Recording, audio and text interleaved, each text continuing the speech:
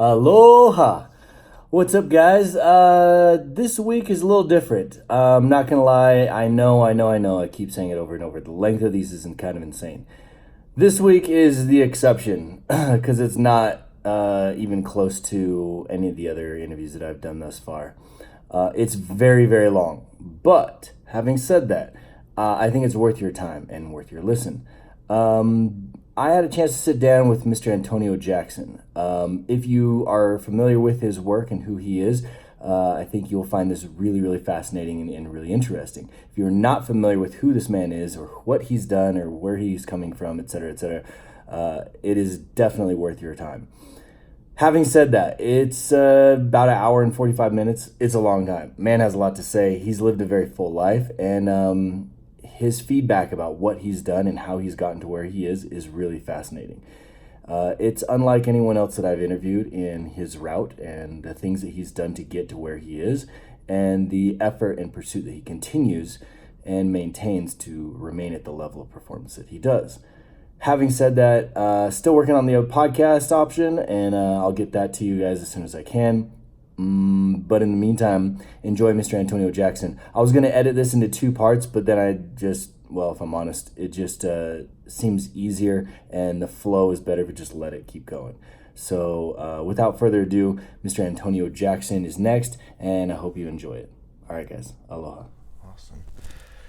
Aloha. Welcome. This episode, I have the opportunity to sit down and speak to Mr. Antonio Jackson. Welcome. Thank you.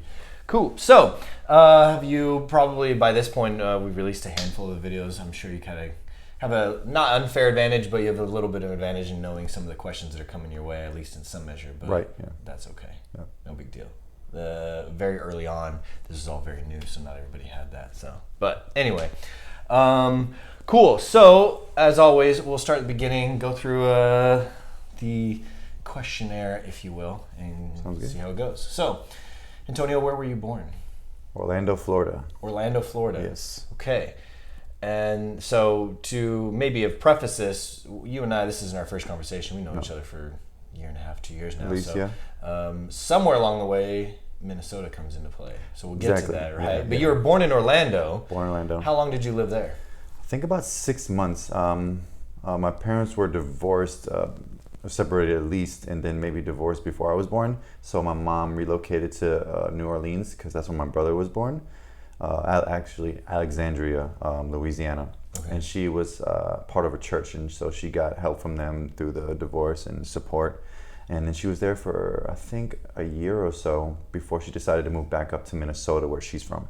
Okay, so Minnesota's home for her. Her, yes. Okay. My dad is a Southern, he's from Florida, and she's from Minnesota. So she decided eventually to go back up there, which I don't remember any of it. I was too young. Sure. I just remember being raised in Bemidji really, really young, where she went to college, which is like far, far north. It's like almost an hour from Canada, a drive. Wow. So it's pretty far north, Minnesota. Yeah, for sure. It's about 4 hours away from the city. Okay. North, yeah. So what's the closest like big city that people would know? Duluth, which is not a really big city either, but Minneapolis was about 4 hours south of Bemidji. Okay. But it was a good college for her, and that's where she got her graphic designing degree. Awesome. Yeah. Okay, cool.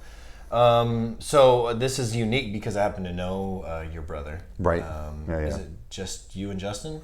With my mother, yes. Okay. My dad had another son about 2 years after us, and he's actually also an athlete. He competed in, powerlifting through college, and now he's a CrossFit coach around the world. Wow. Travels a lot. So Okay. he'll be in random countries that we were on tour in Europe, and we'll see him, oh, you're in Italy too? But he's coaching lifting, so he's awesome. another athlete, yeah. So you have a good relationship with him? Yeah, we came across the information that I had a half-brother when I was like 14, 13 years old. I was like, I have a half-brother? And my dad never spoke of him, and I was raised by my mom mostly, so when I found out, I was like, oh, that's pretty cool. And then later down the road, I met someone when I got into dance, about 22, 23 years old, and she went to the high school where I heard my brother went to. I was like, oh, I have a half-brother there I never met. His name's Brandon Jackson. She's like, oh my God, I went to prom with him. I was like, what? No way. And so through her, I was like, hey, can you tell him, you met his half-brother, and I would like to, just at least meet and talk, Sure, yeah. And she did, and he was cool about it. And became cool friends. So that's interesting What are the odds? because you found out much later on. Did he know about you two? He didn't know. No. He had no idea. No idea. Okay. Because he was also, raised by his mother, but they were much more distant than we were with our father. Yeah. Oh, okay. Wow. So that sounds like it's a good interaction and carries on today. Oh yeah, we still talk. We're more Facebook friends than anything because he lives in Florida and I live on the road. Right. By the time we were becoming friends, I moved away from Florida with my wife to Vegas. So at that time, now it's just through Facebook. But yeah, if he's in Vegas, hey, let's hang out. Yeah, absolutely. Yeah. Well, it's interesting because Facebook united and continues to unite so many people. Exactly. That and businesses, like so much is done through that medium. But at the same time, like some of my best friends in the whole world, we almost exclusively communicate through Facebook or some other social media aspect. So that doesn't necessarily reflect anything other than just the times, I suppose. Right. So yeah. that's cool. So tell me about growing up in Minnesota. How was that? Oh man. Well, the first really young years, I remember probably about 4 years and on was in Bemidji, and we lived there about another 2 years from my memories, about 4 to 6 I remember. And I just remember playing a lot in the woods. I smelling like pine trees because up there it's just like a lot of pine trees. So I just remember the smell of that. And my mom's best friend was a Native American. She lived on the reservation, so we would go there a lot and hang out with her kids. And what's cool about that is I stay in touch with them on Facebook through Nice. through that social media. So that's pretty cool. And her kids that came after we left, I'm like, oh, I get to see your kids, Sure. And it's sad because her son, who I was really close friends with, we would go play in the woods all the time. He ended up dying in an accident at Prime driving home.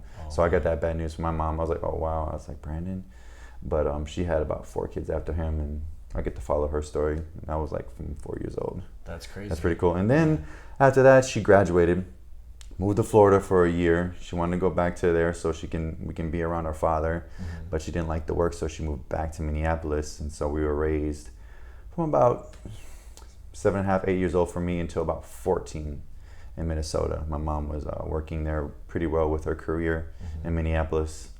And then I relocated to Florida when my mom got sick. She's got diagnosed with, I guess, with chemical sensitivities where she has seizures from around perfume, cologne, detergents, chemicals that you use to clean, stuff like that. So she can no longer hold a career. And for a year, we were like really low on money. Me and my brother were working to help her. And she eventually said, go live with your father because I don't want you to live like this. We had really no choice, even though we wanted to stay and work. Sure, yeah. I was 14, my brother was like 16 or so. So we had no choice. We moved down south and lived with my dad for 4 years. Okay. And then adult, and then lived in Florida. Yeah, fair enough. Yeah, I lived in Florida. That sounds like it was quite a struggle, not only for you and your brother, but your mom. Yeah, definitely more. What kind of facilities or options are available to someone like that?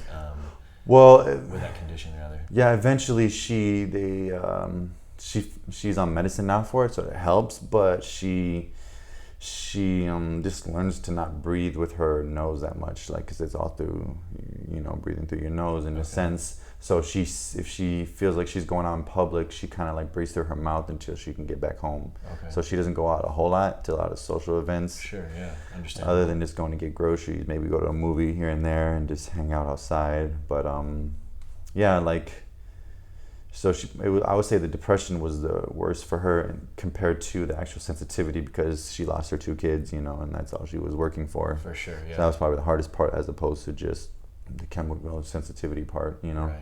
Eventually she no longer has seizures. She'll just smell it and get really sick, like energy down, nauseous, and then have to go home and rest for like a day or so. Okay. So it's better compared to just going into a seizure. For sure. Yeah. So then at home, presumably in her home, it's all very sterile environment. Exactly. So that helps. Yeah. And then she can presumably breathe normally. And yeah. Every time I go home, I wash my clothes in a all natural detergent and don't wear any cologne. I don't even bring any cologne because she can even smell it through my backpack sitting in a pocket in there. Wow. It's like a 6th sense for her. Sure. So no pets then, I presume.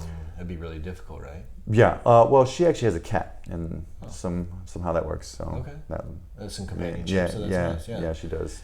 Was that an issue, or when did that present itself? You said 14 or whatever. I was about 13 when it started to happen, and then I was about 14 when I had to move. So it wasn't some like mysterious thing that had happened for a lot of her life, and then all of a sudden it got diagnosed. No.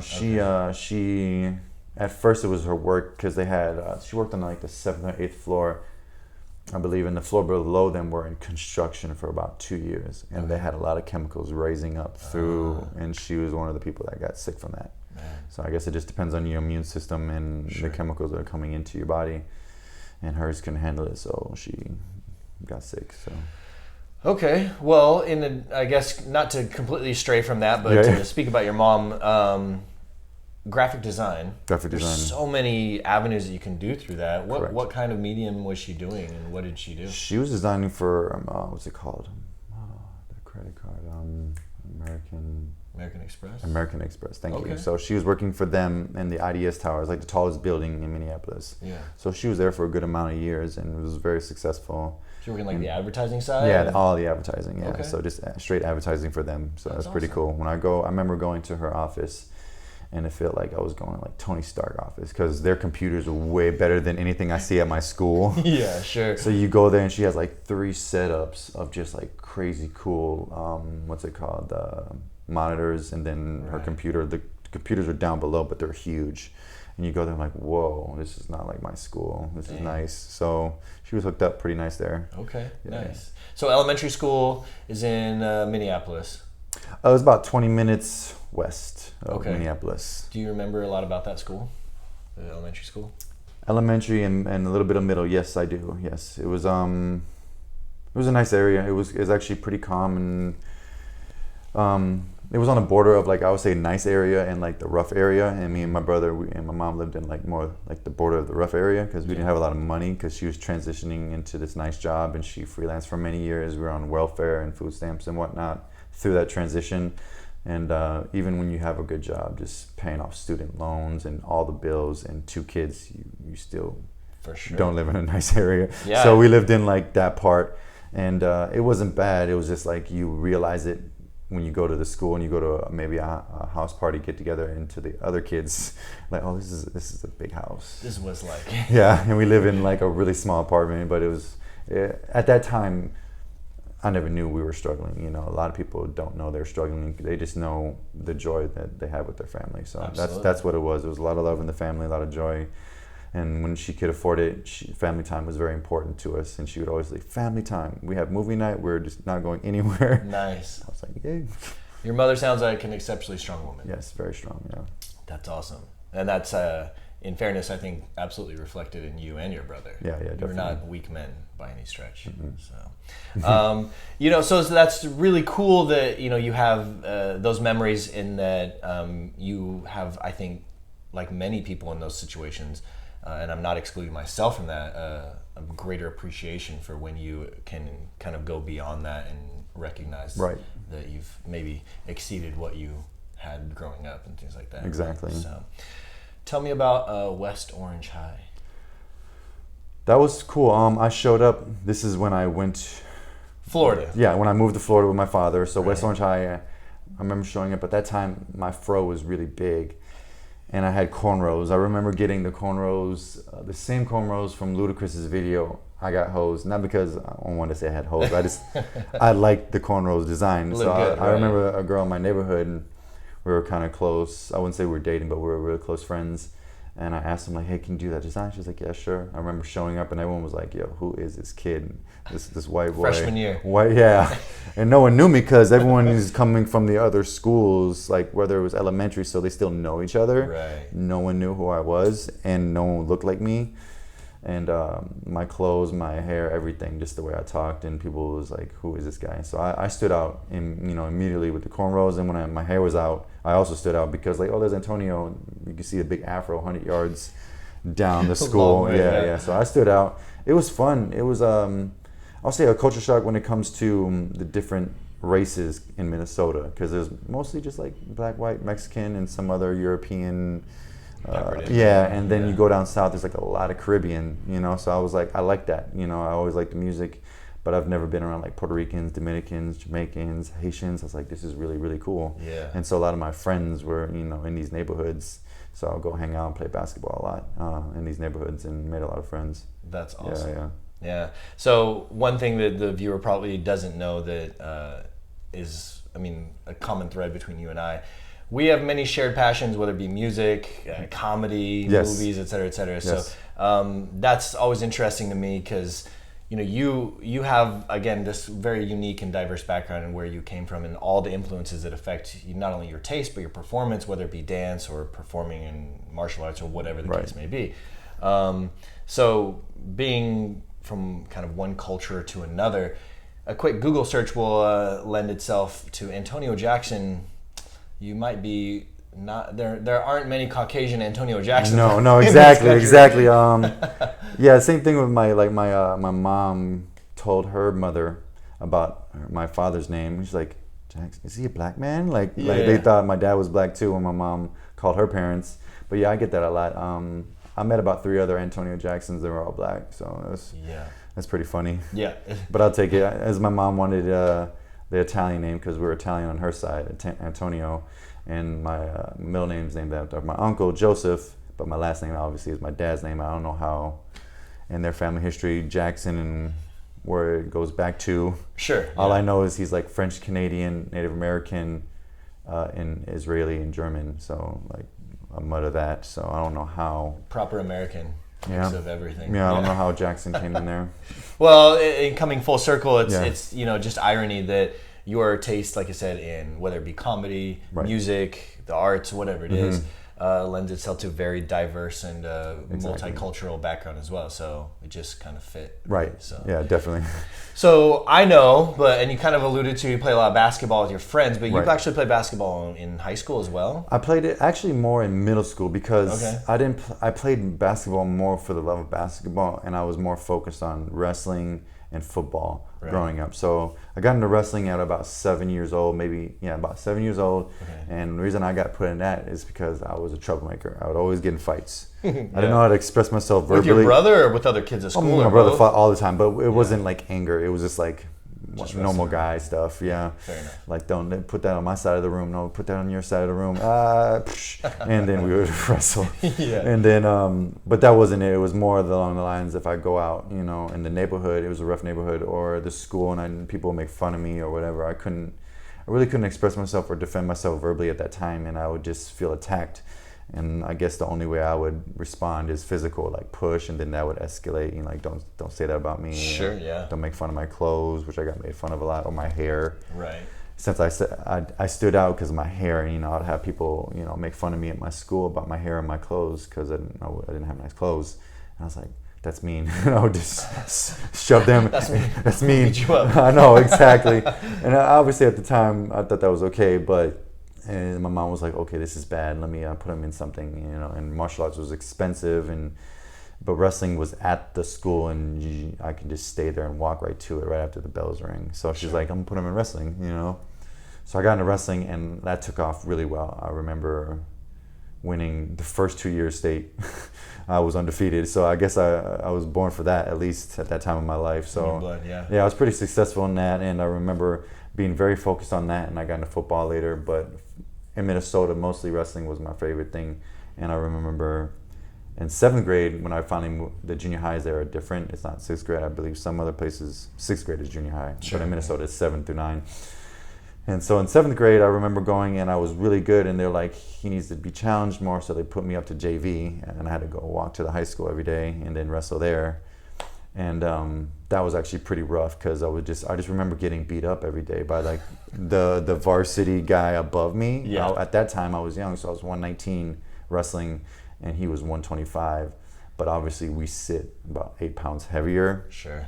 Every day, so we'd have to cut before a match. But he was just like a junior, and I was a 7th grader, so I just got beat up every day by this heavier, stronger, better wrestler, and it turned into a job as opposed to a passion. Okay. So, I did good. I did really good, but like I lost passion for it at the end. By the time I got done with 7th grade, I wanted to play basketball. I was like, you know what, I'm kind of done with wrestling, even though I was very successful at it and I was going to be varsity by 8th grade. I was like, I don't know, I want to play basketball. And that's the time of the season. In the winter is either basketball or wrestling. Okay. So I still play football during the fall. The fall, right. And so I played football and basketball and then track in the spring. And then that's the time 9th grade came around, I had to move to Florida. So, and the wrestling there sucked. So I definitely didn't pick it back up. Leave it, yeah. I left it and I just focused on football and track because the competition in Florida is way higher.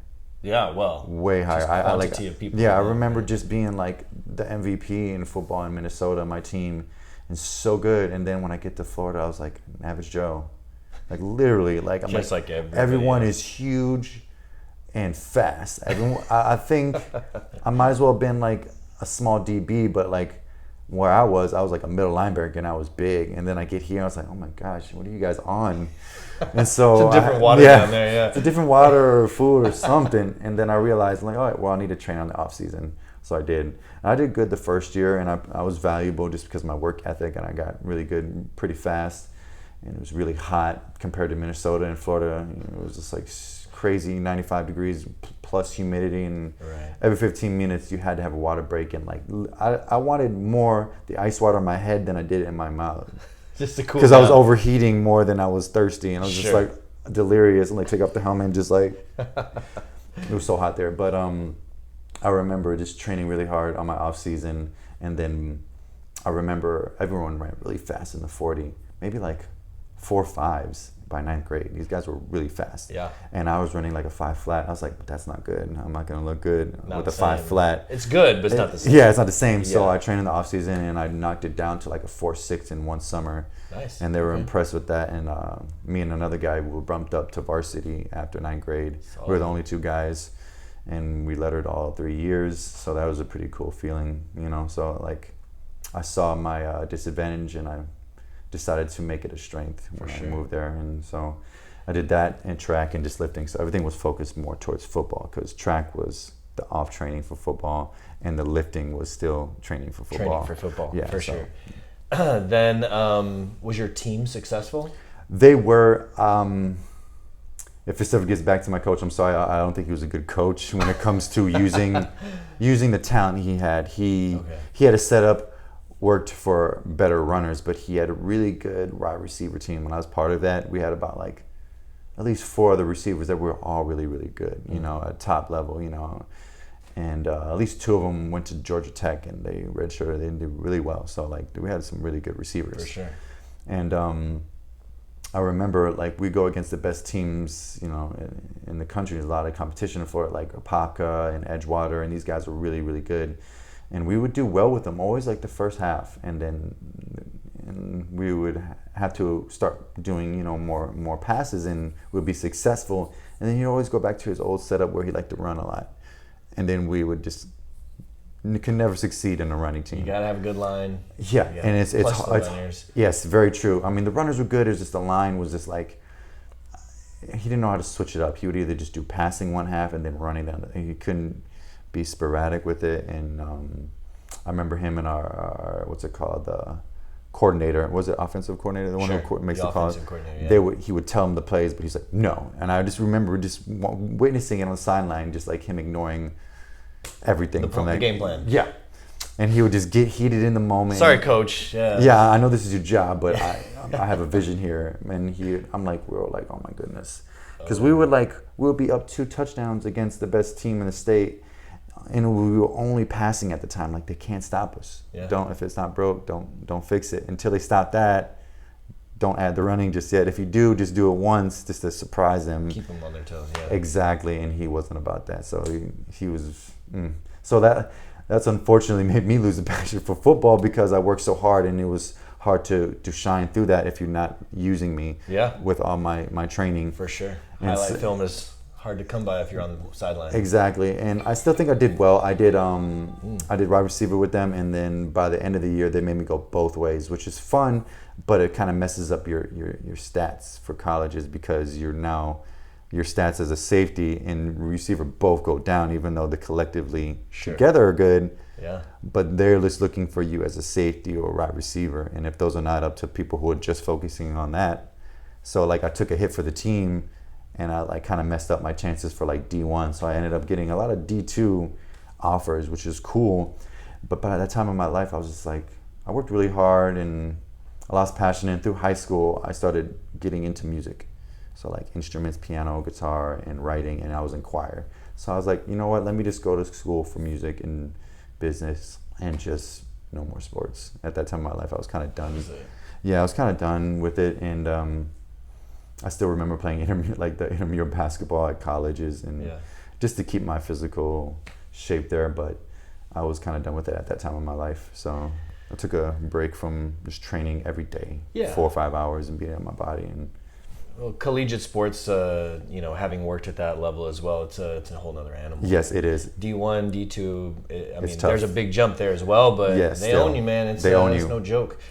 So my research led me to Valencia College. That's where I went.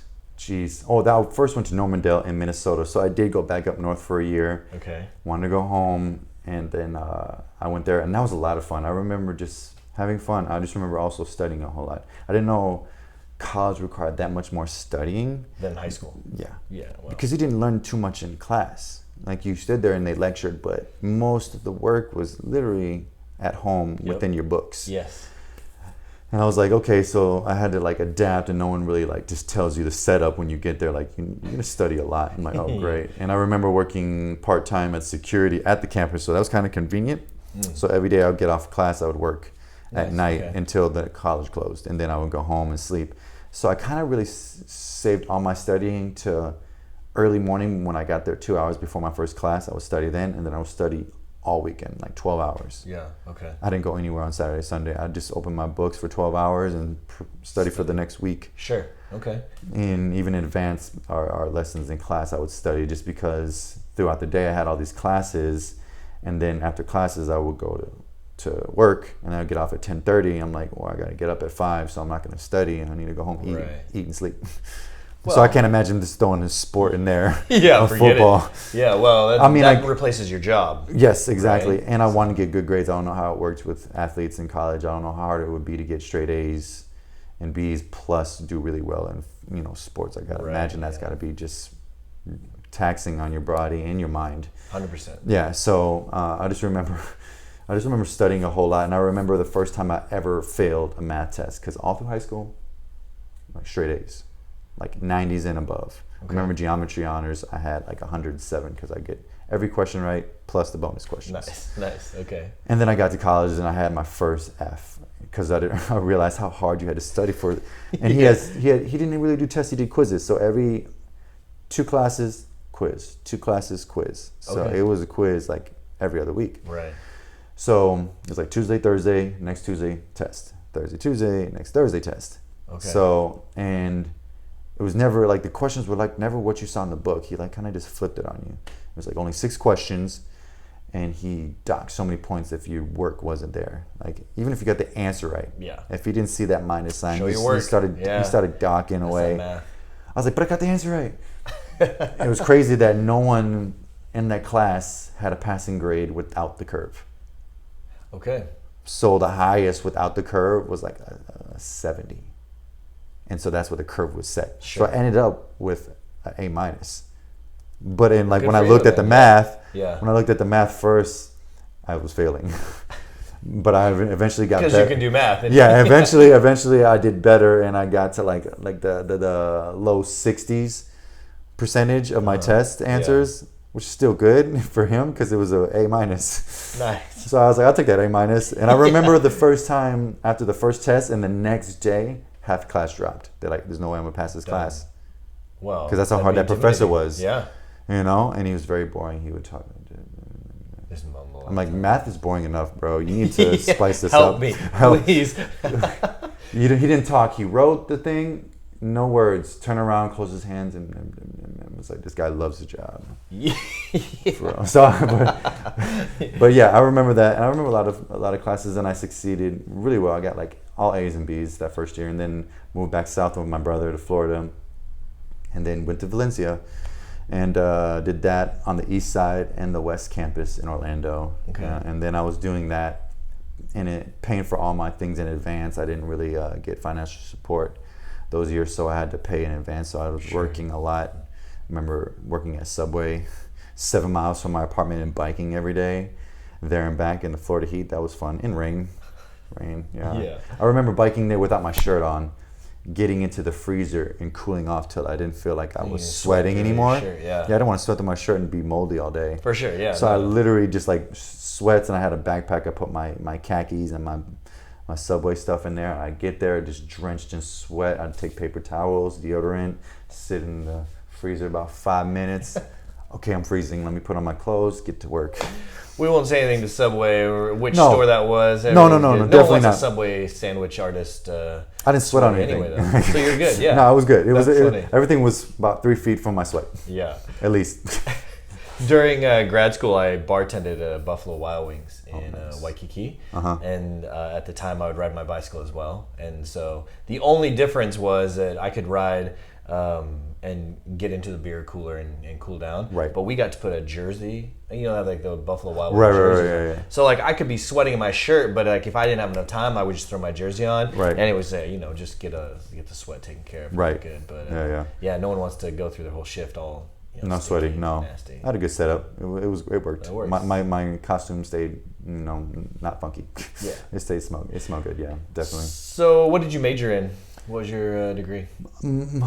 I don't know. I would say music. That's what I was focusing on, and then I started taking business classes here and there because I wanted to like major in music but minor in business. Okay. And then it kind of just after 2 years I was doing both.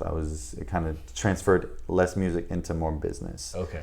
And I wanted to get more on the business side because I had my music, and I thought about like, is this kind of music training in college the same I wanted? Because I wanted to make music and producing, but the music there is more for like teaching theory and orchestra and theory, history, and which is great. I wanted that knowledge first, which I was getting. Right. But eventually, it's like if I'm mastering this stuff, it's more going to lead towards teaching or working in an orchestra or stuff like that. Okay. And I was like, that's not what I wanted. I wanted to, be a producer and make music in a studio. So then I was like, that's also a business side I need to learn. So I was like, I want to start going towards business. And so I did that. And while I was doing that, I moved a friend of mine from Minnesota down. He's a really good singer, and we started like writing music together and making music for about a year. Okay. Through my business college. So I was like working at Best Buy with him. This is after Subway. Right. Made a transition. I was working at Best Buy and a golf course early mornings, and then taking college classes and making music with him. So I had like no sleep between all that. And I remember sleeping like 3 hours a day for like 9 months one time. It was just terrible.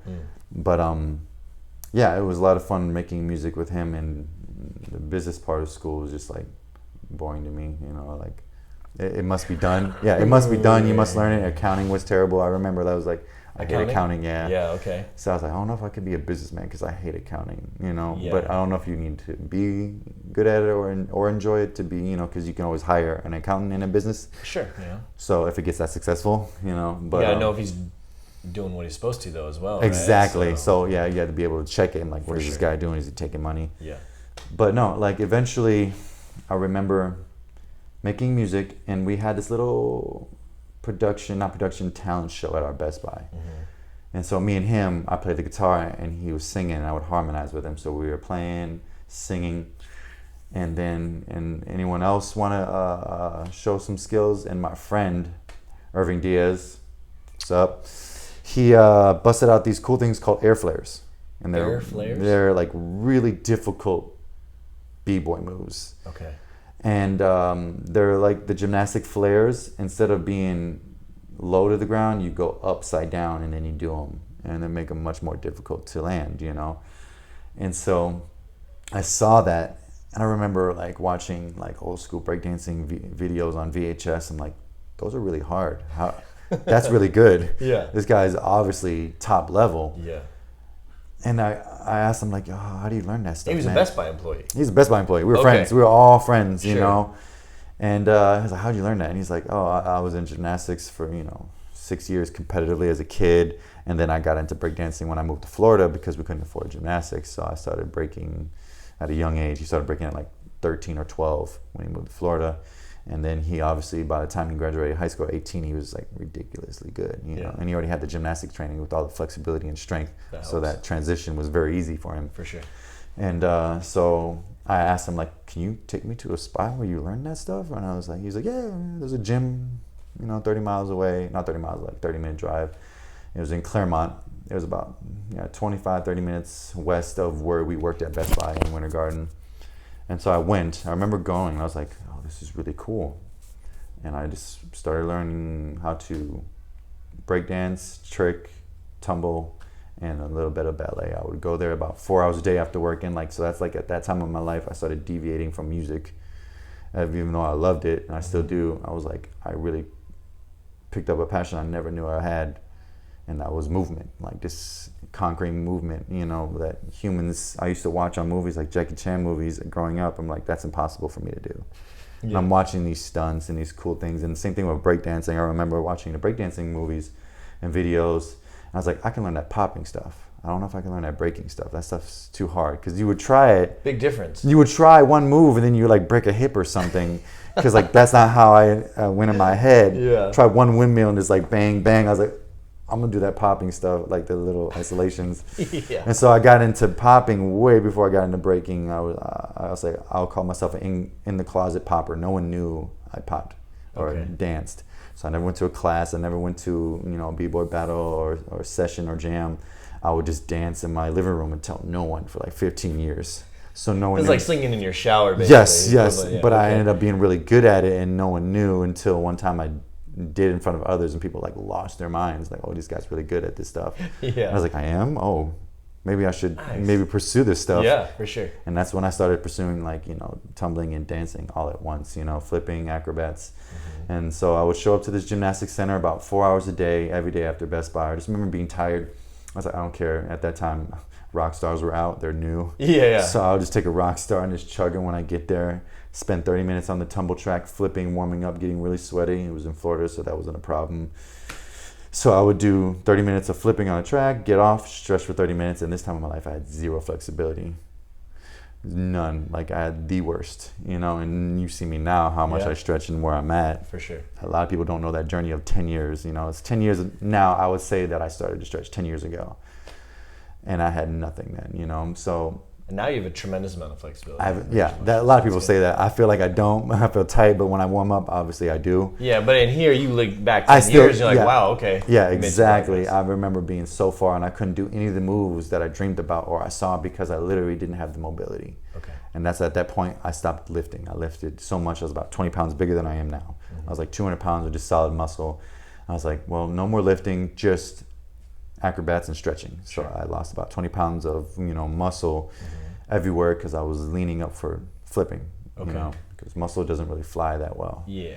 So I got into the straight acrobats and dancing and ballet. Started taking ballet classes, jazz classes, hip hop classes, and then I would just self-train myself in like breaking, tricking, tumbling. I would just go there, and just the people who owned the spot were cheerleading coaches, and they're parents of one of the two cheerleading girls in the school or in the team. Okay. And I would go there and I'd talk to them. I was like, hey, I don't have that much money. I work at Best Buy. Is there a way I can, we can just set up a payment to where I'm not spending too much money and you just let me train to the side? Because they didn't have open gym. It was really just for the cheerleading team. I see.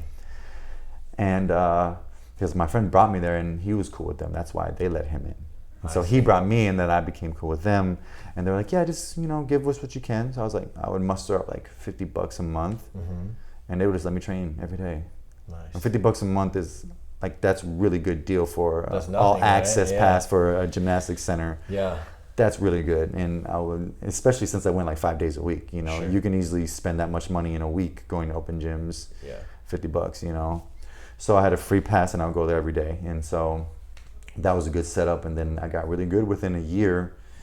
And then I ended up booking my first job at SeaWorld Orlando doing acrobats. That was my next question. Yeah. Where SeaWorld comes in. Yeah, so that came in. Walk me through, how old are you at this point? I was about, I would say 23. Okay. I'm roughly. Yeah. So it's about 10 years ago. I'm turning 33 this year. Okay. Yep, 33. Easy. Yeah. I got a couple years on you. Yeah, right? Yeah. This is to walk through the journey. I haven't really talked to anyone about my whole journey. Sure. Like through the beginning and how it all came to now. Yeah. So you're 23-ish. 23-ish. And then Gig of SeaWorld. Yeah. I started training about 22. That's when I started training. Like, I think around that day was like, I remember my first back tuck. I just chucked it. I was like, oh, I could flip. It wasn't great, but I landed it. So I was like, oh, I got to get this that. better. So I would do it in the grass flipping by myself. Yeah. Then I met my friend who taught me air flares, who showed me air flares. Like, oh, take me to that spot because I'm sure I can get better at my skills because I'm flipping in the grass right now. And so I went there and I got really, really good. You know, I just every day, like I tell people, I'm like, I started late. You can too, you know, as long as you are healthy and you're committed, you know. I told my friend once, he's like, man, how are you so driven? How you keep training? I was like, well, you gotta treat it this way. I was like, this is no offense to the people that do this, but you know, the guys who have the career already set up, they know what they're doing. They get off, they go to the bar, they watch the game, they drink the beers with their friends, they're relaxed because they know their career is already set up. Right.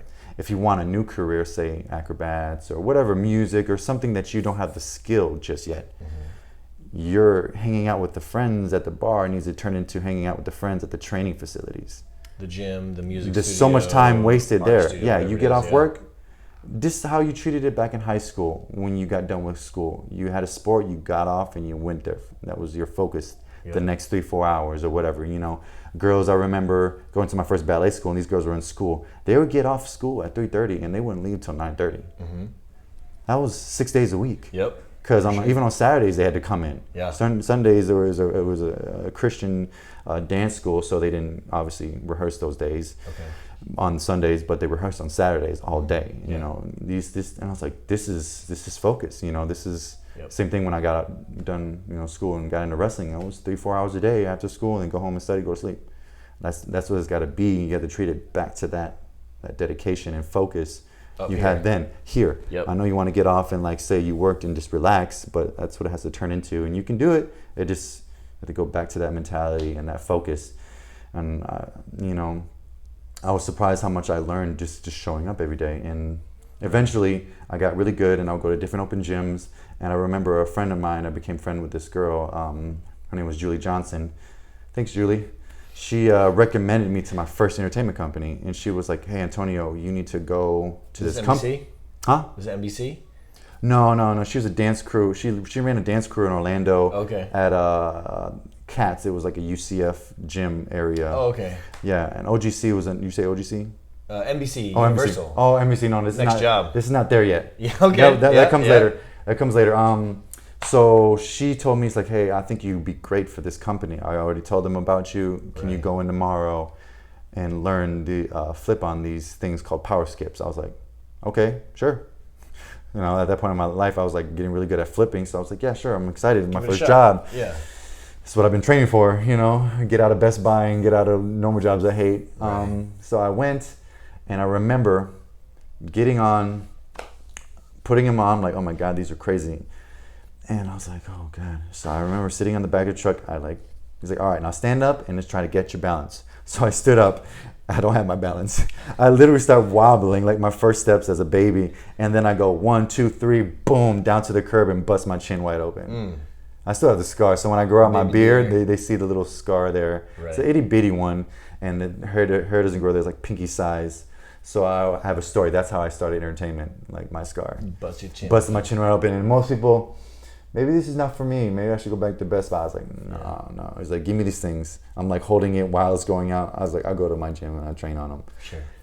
And the guy who ran the company, he didn't expect anyone to get good quick. So he was kind of like just like sad about the whole thing because he needed someone to cover the new position opening at SeaWorld because they were losing a guy there who was full time. Okay. He's deviating from entertainment, going back to DJing and some other stuff, and so they needed someone quick. So he was like freaking out. But like 3 days later, I went to the gym the next day, and I was like spent 4 hours on him each day.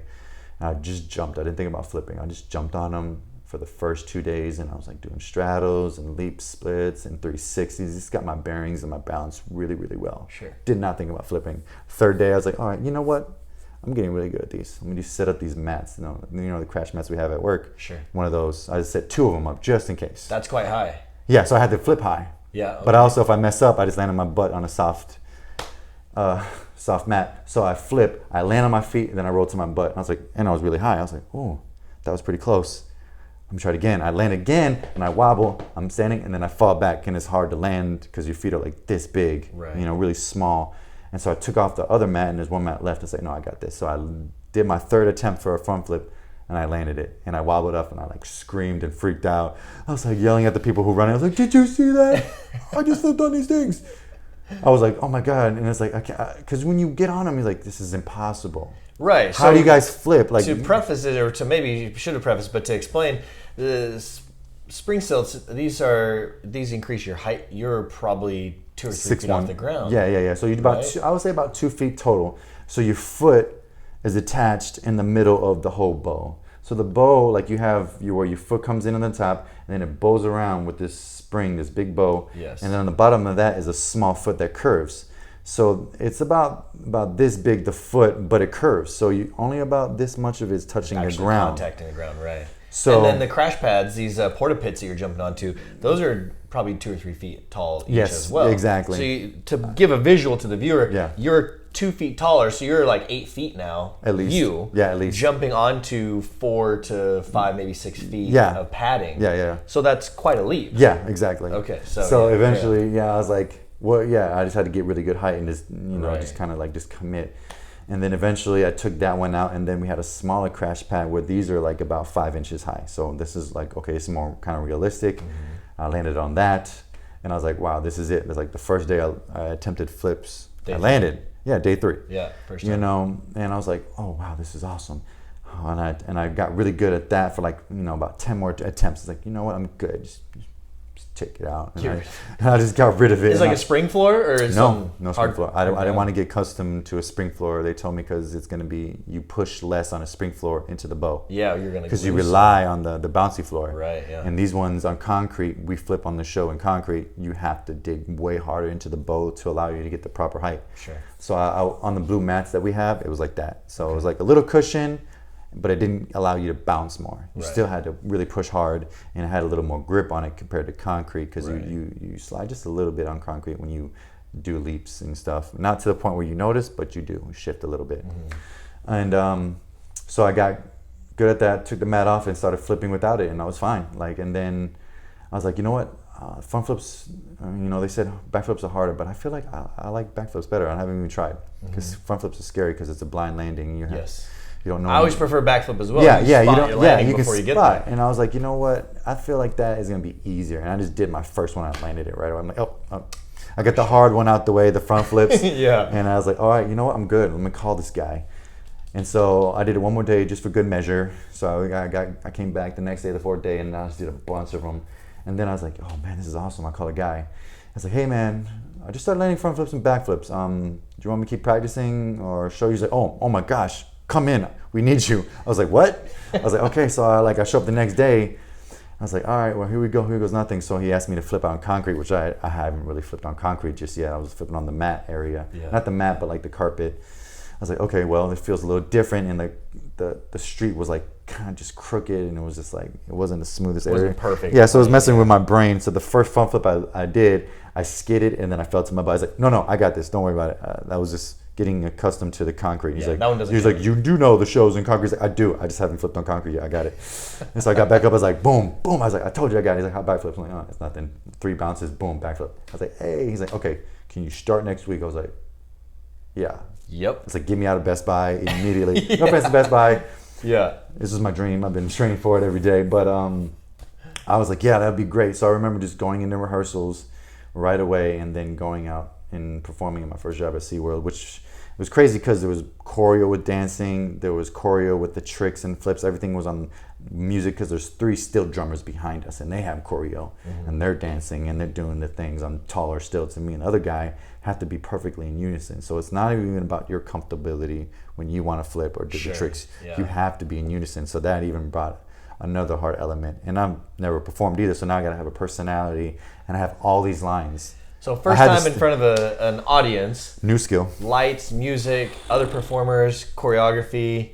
Heat. Which, to be fair, if you're a dancer, your choreography probably wasn't new to you. Luckily I was dancing for about a year at this time, so counts wasn't a problem, and just learning choreo, because the choreo wasn't that difficult because it was on skips. Perfect. I'm a dancer on my feet, so I'm way more advanced stuff that I've done. Right. And so luckily it was good enough to the point where it was like, oh, this stuff is easy. But it was like, the hardest part was the bouncing tricks in unison on the timing with the other guy, because you have to watch him in your periffs and match his energy. And they everyone's heights are different. So you so you have to like I'm the heaviest one there. I'm like 6'1". The other guy's like 5'6" and a $145. Yeah. I'm like 6'1", 180 at this time. I'm really heavy. And so our energies had to diet down, you know, match them, you know. So that was the tricky part for me. And I remember my first show, I like crashed my front flip. I was like, dang it. Because you had to add a bunch of clothes on the skips with the helmet. It's windy outside. It's in the Florida heat. You know, I'm just like, nerves are getting to me. And our helmet has like these big mohawks that are not aerodynamic at all. And then I had these dreadlocks out my back. Right. Also not aerodynamic. So they add all these things that are already hard to flip on power skips. Sure. And I'm just like, I didn't take all this into account, you know. I'm like flipping. I'm like, and plus the bows on different skips are different strengths. Right. And I had tensile strength is different. Yes, and I'm heavy. So what I required was much more stronger bows. And the first shows I remember getting, I would bottom out, which what that means is the bow is not strong enough to push back, and then your foot goes as far as it can and bangs the bottom of the skip, which it feels like you just hit the concrete.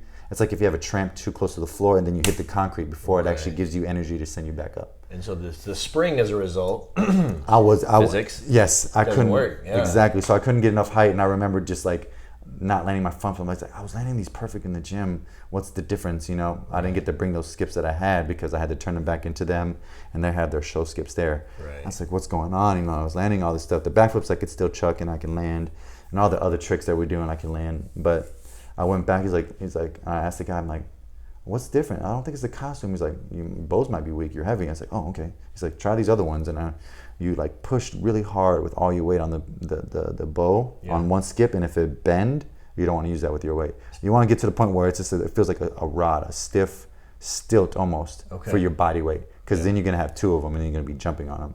So that was kind of a measure of what we wanted for our body weight. So that's when I had to like educate myself on the bow strength. Right, learning process. Yes, and so eventually I got the bigger ones, which now require more work.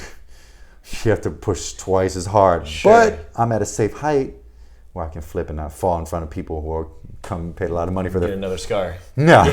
Yeah. So eventually, I remember like the next show I landed it and it was okay, and I kept landing them. But eventually I got better to the point where, you know, with all the stuff, I would just take them home. I realized training in the gymnastics center was good enough. I need to take them to the concrete at my home. So even before shows or maybe after shows, I would take them to like a tennis ball court where it's concrete or hard floor, and I would just flip like 50 front flips a day before I go into work. Nice. Just land a bunch of those, you know. And so I Gotta got be done. good. Yeah. I had to get where, you know, I was like, I can't handle my mind just being a weak link or just not being good enough. Right. I want to match everyone there, you know. And so I couldn't handle that in my brain. Just like, even though I had the job, I was like, I'm not, you know, happy with where I'm at. So I had to get better. And so eventually, like a couple weeks down the road performing, I was set. Like I didn't fall. I was great with those tricks. How long did you stay at? 3 years. SeaWorld. Yeah, 3 years. Okay. 3 years. So eventually I got really good and I learned more tricks and more difficult tricks on the skips because you have different solos. So I would do like the brainies and the whips, like 5 whips in the show, which is continuous backflips, or a flip over, which is scary. You would have the stilt guy, other skip guy stand, and you would flip over him, front flip, which is very scary. It's like the finale. Was more scary for you or the guy getting flipped over? No, me, like the flipper, because he can just duck, or he's like, and he sees like you're gonna like Clip mess or up, something. or he sees you like get too close, and then now you have to go straight up. He'll just step under. Nice. And it still looks cool. It's like an illusion. Yeah. So his job was just to watch us and to figure out, you know. Help. Yeah. Perfect. And so I did that first for like the first year, and they would flip over me, and I would do my solos where I just do like straddle, 360, straddle, backflip, you know. And then I'm like, bang, and then like next up, this guy's and he would fake it, scare people. He's like, oh guys, I just realized I couldn't do that trick. They're like, what? I don't think this crowd gave me enough love, you know. I need some more love. And Hype they're like, guy, and so like, oh, and so this like kind of dragged on the show. So this is like the finale, so everyone gets involved. Right. And so everyone clap up, make some noise, and then he finally flips over, and Sure. that's the payoff. And so I would end up learning that trick a year later, and I remember setting that up at the gym and like setting up the mat that's 8 feet long upright. and I'd flip over that. Nice. Which is scary. I just put a mat on the other side. Yeah, so you're flipping over yourself basically. Yeah, I was like, I got to flip feet. over this height, you know? So I remember doing that. It's like, I came back. He's like, guys, I learned to flip over. He's like, really? Yeah, but it's going to be scary doing it on concrete over somebody. Yeah. Everything is different when you like go to the gym and there's mats. Absolutely. And so I had to learn it on the concrete, which I did. And eventually I did it. And I didn't like doing it ever. I remember doing it for a year and a half. Right. And every Never time got it felt the same. Yeah. I was very nervous because so many things can go wrong. Like you never know if you get too close, if you're too far, you have to change, you know, the direction and how long you have to go as opposed to up. Yeah. And now that can mess up your landing and you fall and skips. Well, your very first experience busting your chin open probably everything was helped that. Oh yeah, I mean that helped. I know I wasn't going to do that again. Yeah. The most times you slip, you just go into a split. Okay. Or you slip and then you go to your butt and you do like crash fall with your hands. You just kind of smack the ground. Sure. You don't want to use your wrist because you could break it. Right. But you want to go to your butt first and just smack the ground. Yeah. Like how we would in stunts. Yeah. So that eventually did that. And then about a year into that, that's when I started to find other auditions in Orlando. I was like, this is not my only option. Right. I love it. But and I always trained in other art forms. And I was like, I'm going to use those too. Sure. So the next job was at Universal Studios. Right. So that was Harry Potter World Durmstrang, and that's it was a bow staff fight scene with a little bit of kicks and tricks and tumbling if you want to add that. So when you show up, you do a fitness test and you do like some acrobatical tests. They want to see your, you know, one-handed cartwheels both ways, shoulder rolls, dive rolls. Do you have any solo tricks, flips or whatever? And I would just demonstrate my flips that I could do. Right. You know, round up, backhand spin tuck, standing tuck, Basic B-twist, you know, corkscrew. Different stuff that I did at the time, flare windmills, you know, and they're like, oh, that's really cool. This guy's got like, you know, 3 different art forms and movement. You have an arsenal. Yeah, I have an arsenal. So that helped me. And, you know, and I didn't have a background at that time in weapons or martial arts or stunts, but I learned quickly through choreo. So luckily, you know, all the stuff that we were learning with the fight, I could pick up. My memory was just there. Sure. Good. Because everything is like, when it comes to dancing, is just slower. Even Okay. weapons to me. Because dancing, it's just like you use your entire body, but sometimes weapons, this is your movement. Mm-hmm. Whether it's a different attack, it's right here. Right. It's not using the entire body like with dancing, you know. I always feel like dancing is still that much more difficult because you're using your toes up to your fingers and your head. Full body. Yeah, with counts and just For sure. it's like a lot of focus. Right. So that definitely helped me. And then when I got into that one, that was fun training into that. It was like 2 weeks every day, like 9-hour days of just bow staff fighting, learning the choreo. And then overnight rehearsals from like 12 a.m. to about 5 a.m. because they don't want to rehearse you during the day because it's open to public. So their overnight rehearsals and approvals was through the night. So how long did the rehearsal process take? that was just 2 weeks. Luckily, Okay. it was quick. And then straight into shows. Straight into shows. If you got approved at night. Yep. So the overnight rehearsals, you get approved for in front of people, and then that day you do 6 shows. Wow. And that you do That's like no joke. the normal shows. Your normal shift is 8 hours, but you do 6 shows. Okay. So it's like every hour. And how long? And so you get approved through that first. So like you get approved overnight, and like okay, now you can do it in front of people. Now you did in front of people. How did you do? You're approved to now be employed and just be called in for work because we were all seasonal at the time. I see. And so I got approved for that, and then I had an open schedule during that summer because my skips went from 4 days a week down to 2 because another guy came back, and so they At SeaWorld. yeah, so Okay. they kind of got. I was mad about that because I was like sacrificing so much to get good, and I was like, now I started at 2 days up to 4. I'm like, okay, good, I can leave Best Buy. I was doing both at the time. Sure. Yeah. I left Best Buy and I was like committed fully to this, and I was still training. And then they're like, oh, we're bringing someone back, so we're gonna go back down in 2 days. I'm like, what? Like that kind of. So that insert Universal Studios. Yeah, exactly. Instead of Best Buy, so that's good. So How I was long were you at Universal Studios? For about 2 years. 2 Okay. years. So like about a year into SeaWorld, I started Universal. Yeah. And so I was doing both. I was doing that, and then I did like a parade at Universal, which was like stilts. So you went back to stilts. Skips was. You never SeaWorld. stopped? I never did stilts. I did stilts Oh, okay. eventually with the company that hired me for Skips. They're called Hard Drive Entertainment. They're in Orlando, a great company. Yeah. They do like stilts, power skips, jazz, pole dancing, and different cirque acts, like all around cirque type entertainment and dancing. And they did a stilt act called Second Story Stilts, which is like the elite still performing. They were on like America's Got Talent. They were doing Cool. flips with each other. Yeah. Crazy stuff, you know. And they had the stilts called Bigfoots that allow them to do these tricks, because the ones we have in our show, you can't do these tricks. Right. Because of the way they're designed. Yeah. They don't have a toe that But you they can use the different ones.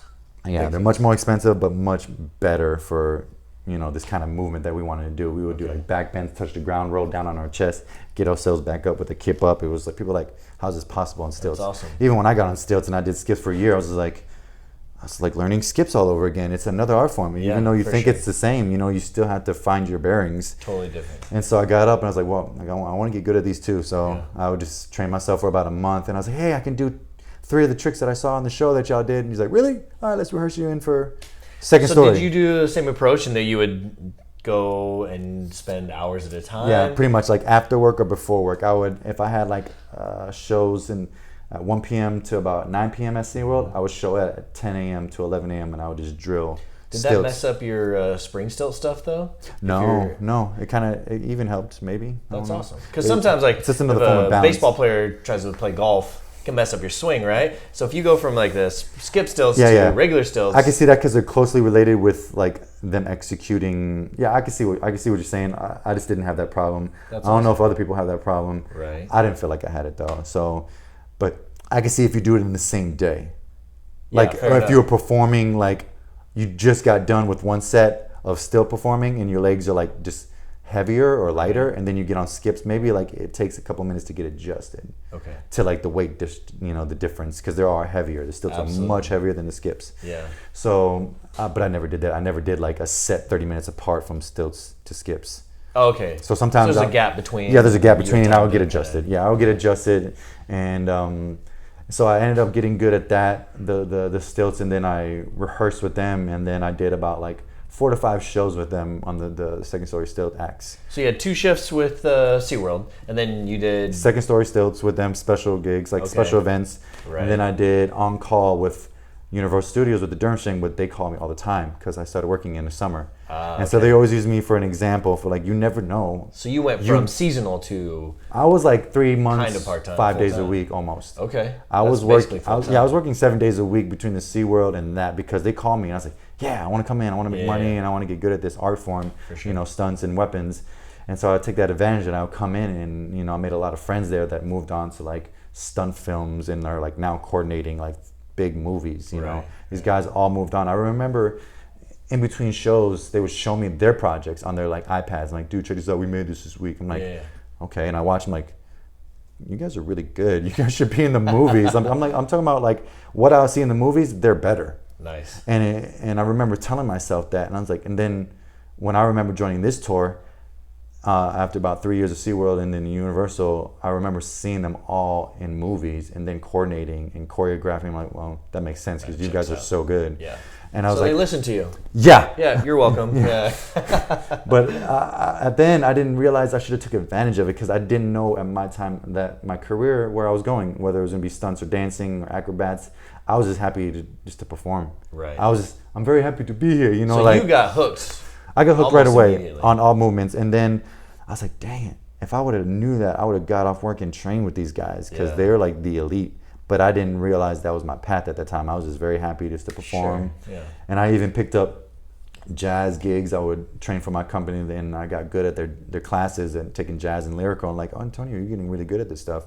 You want to do performances with us? I'm like, sure, another movement, yay. Yeah, absolutely. Yeah, why not? More sure. money and more learning, Yeah. more opportunity. And then we went to the Atlantis Hotel in the Bahamas, and I performed like a 3-hour dance production with them, all jazz, lyrical stuff, which was great. And then I got into mime and marionette and toy soldier, living statue work with World Gate Entertainment.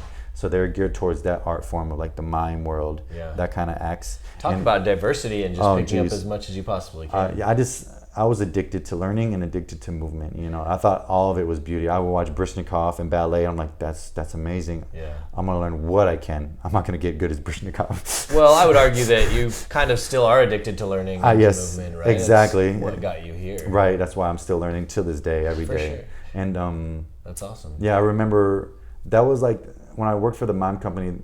I remember walking in because he saw me. We did a gig together because the Hard Drive Still Company called me. He's like, hey, you're going to be this Renaissance character with a white mask, and you're going to be on a stage, a circle stage with a mime and a juggler. I was like, you do know I do skips for you guys, right? This is not my skill set. He's like, yeah, you're going to be up there for like 90 minutes. Call the right guy. Yeah, 90 minutes of just improv. I'm like, guys, I'm not an actor. I'm not. That's a long time to improv with a mime and outside a juggler, of a skill set you possess, and a juggler. I was like, okay, whatever. Money's money. Let me. If you trust me, I'll do it. You know, they saw something in me. Yeah. And so I go there and I'm like warming up, stretching. I don't know why. I'm just gonna be improvising with these guys. I'm addicted to stretching at this time. I want to get more flexible. And then I have my music on. Then I start doing like some robotics, movements and popping because that's like my first movement is popping, boogaloo, robotics. And he sees me. He's like, I want to audition you for my company. He's like, what company? I'm like, just caught off guard. He's like, yeah, I run my own company and it's called Roadgate and we do a lot of work. I'm like, okay, sure, why not? Yeah. So I remember going to his house and he has a beautiful home in Longwood, Florida. He had his own show called Bubble Nicholas for 7 years at Disney. So he's legit. He was trained by Marcel Marceau in France, personal student of him. Okay. He made his way through the streets from Georgia Republic into France, worked on the streets as a mime, and then got into that school, learned French to get into the school. Okay. And his story is remarkable. Jeez, I remember watching a documentary on him, and I was like, that's my boss. Like, he taught me a lot. I remember going into the audition. What was his name? Nicholas. They call him Bubble Nicholas. Okay. I remember going in. He's like, okay, walk into this room. Show me that you're thirsty. Find the fridge. Open it up. Find some juice or whatever you think is good. Drink the juice and tell me how you feel about that. But no words. Like just mime it. In which I have no skill. I was like, yeah. I get like the movements are kind of close from robotics and popping, but I've never done that. I never just like told a story. I listen to music and then I interpret as a dancer. I was like, oh, I'm nervous. Like my heart started beating. I don't know what I'm doing. Yeah. So I walk out and like, oh my God, what am I gonna do? And I just go out there and I do that. And I remember him going like, it's like your movement. It's like amazing. It's like the best I've ever auditioned. But your face sucks. Not like the way you look. I'm not ugly. My mama gave me, man. Yes, my mom. Yeah. He's like, you don't use it at all. You don't tell the story. You're not capturing me. So from the neck down. I was perfect. Yeah. Neck up, not so much. So I was needs like, improvement. I was like, he's like, I fixed. I was like, please, like, I mean, yeah. I'm just happy to be here and learn. Yeah, that's awesome. And so I remember just learning so much from him. And every time we went to a rehearsal process and learning new acts. Yeah.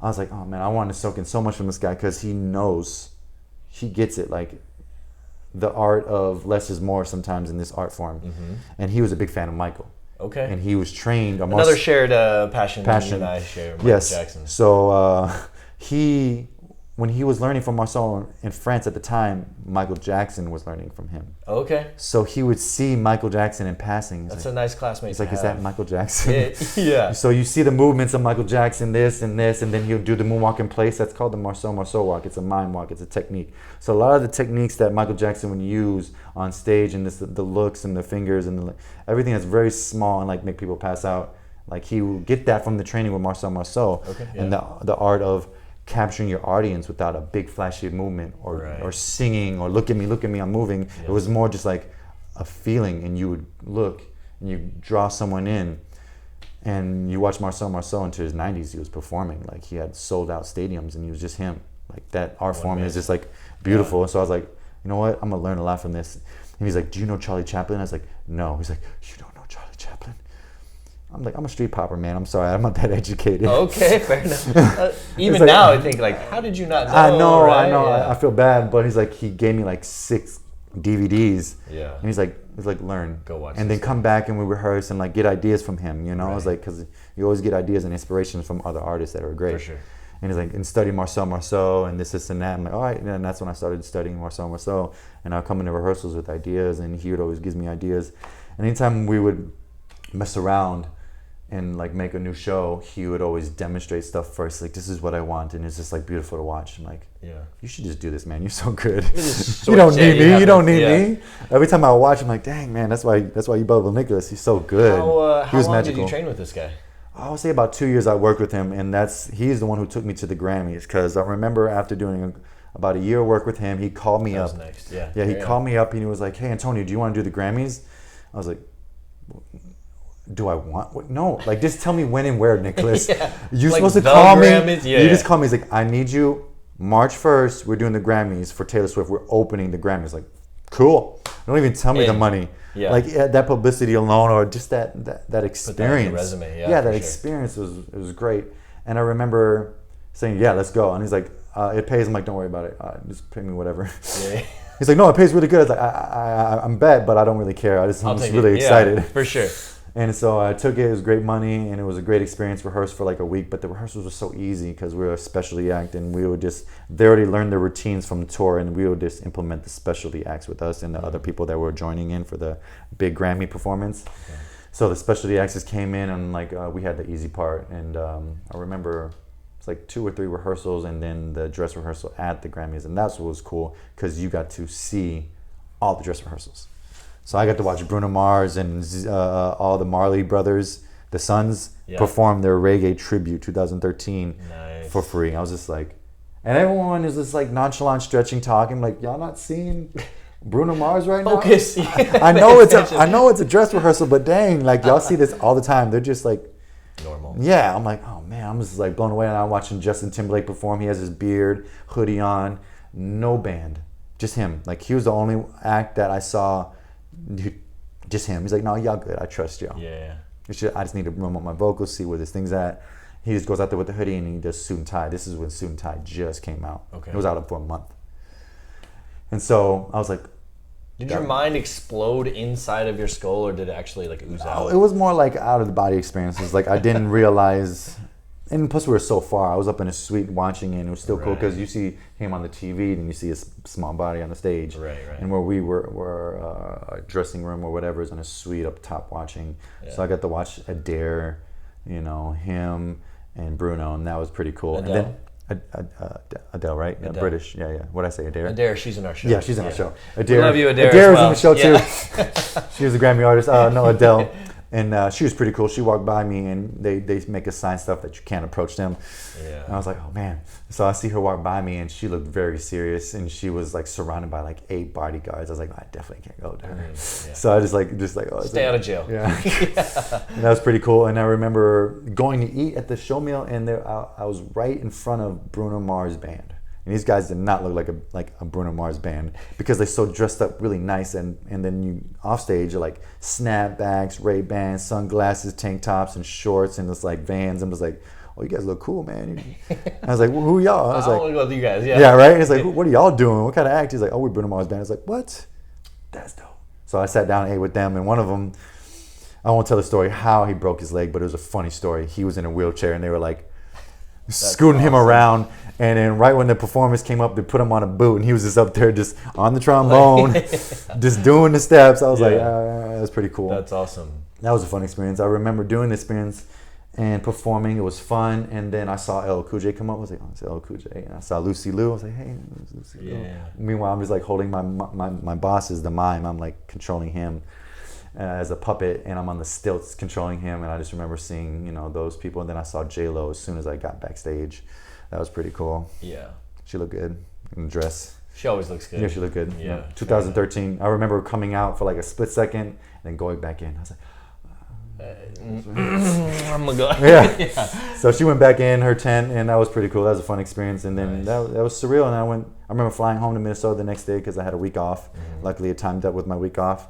And my mom, she called me. She was crying. I remember my uncle, when I go to our family restaurant the next day, was just like making the faces I was making on the stage and performing. He's like, I saw you yesterday. I was like, yeah, that was me. So that was fun. So fast forward. We take our time going through your timeline, but Marvel Universe Live audition. Right. Where was that? Is that in Orlando? That was in my studio hard drive. Really? Yeah, my company. So okay. I remember I was performing for 3 years at this time in Orlando. I had about, like I said, 8 different jobs of entertainment, just different movement, and I loved it. So I want something new. Yeah. I want to maybe tour. I always dreamed about touring, but I never saw an opportunity through auditions. All the auditions in Orlando were like just based in Orlando, like the entertainment. You know, we did travel for gigs, like I said, for the Grammys, LA, and I would do gigs on skips and stilts and mime and statue work, and we would fly to New York, Vegas, wherever. We fly all around. Right. Bahamas we went before. I flew around enough, but it was never a tour. It was just like in and back home. Right. And so at this time I was like, yeah, let me audition for a Cirque show, because I was curious about Cirque. So I auditioned for a Cirque show, and I made it past like 3 rounds, and I made it into the database. I'm like, that's cool. And then I saw the Marvel audition. I was going for a paycheck for my work, and I saw Marvel Universe Live. I was like, ooh, I love Marvel. Why not? So let me go audition for that, and that was pretty cool. And I remember auditioning with a bad back. I had a back brace on.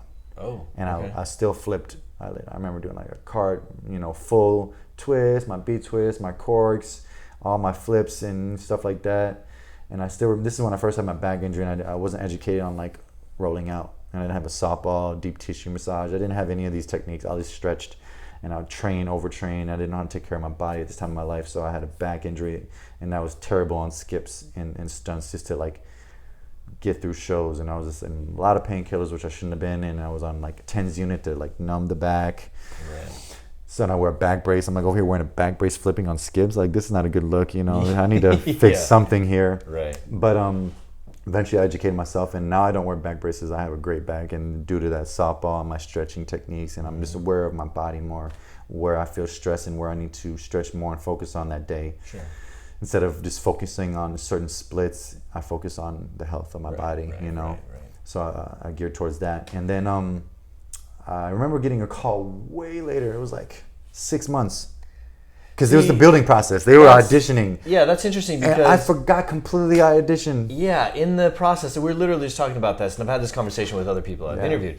In this world of entertainment, that's a long time, but it's, in fairness, not that uncommon. No, it's not. Some people get like 2 weeks. Will got his 2 weeks later because we needed someone immediately on tour because we lost a couple people. But to wait a couple months or something like that, that's normal. That's normal. Oh yeah, right? There's some people who get like a year wait for something, just because if it's a build. If it's a build and they're still building ideas and the production's still going and they're just trying to figure out ideas, they just audition ahead of time so they know they have like a pool to pull from, because they know there's other people who might be on contracts, they might get other work, so they audition so many people. Well, and again, just to interject here, a build, when you say build, the terminology we're talking about, it's a brand new show. We're starting to write, we're starting to produce it and just get it going. So they are doing auditions in reality just to get as you said, a pool of a bank of people, and then once they get to that point, 6 months later, a year later, 2 weeks, whatever it is, and then they say, okay, now we can go back and start. Because they got to start calling people, and not everyone can take the job, so they got to like,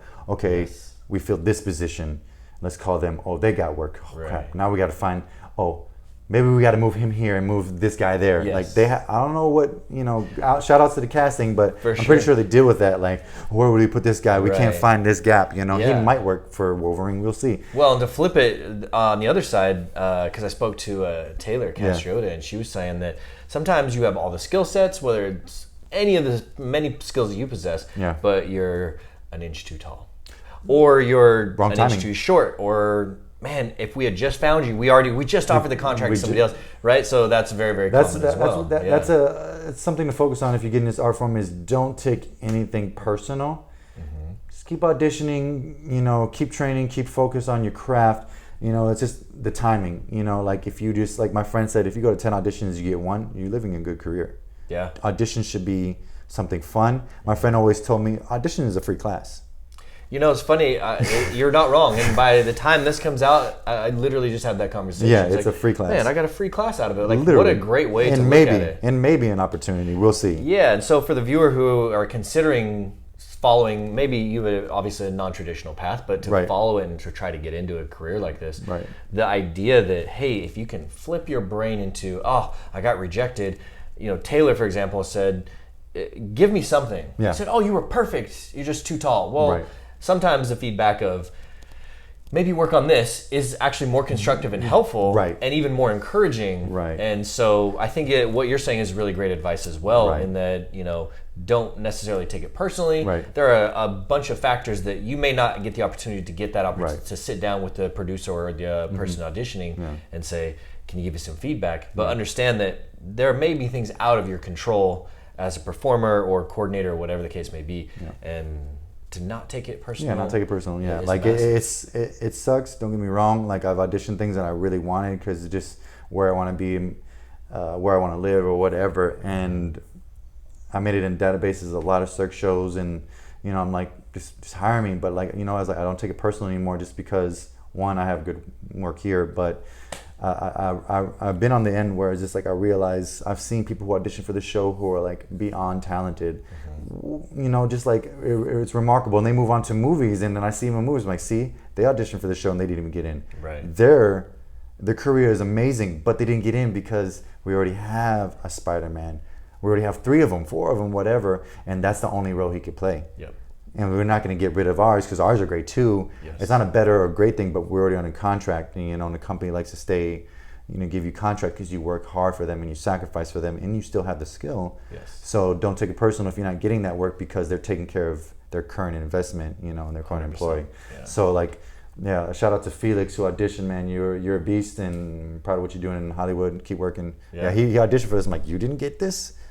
Like, bro, you're so good. Got like, the skill. you have the talent of 5 people here together. Like, he's just remarkable. And I was like, how did you not get this job? And like, he's now doing better things, and probably in his passion. He wants to do film. He wants to do TV, and he's so successful. I'm like, so sometimes you don't get certain things so you can get something Different better. doors open. Yeah. So 100%. like, don't take it personal.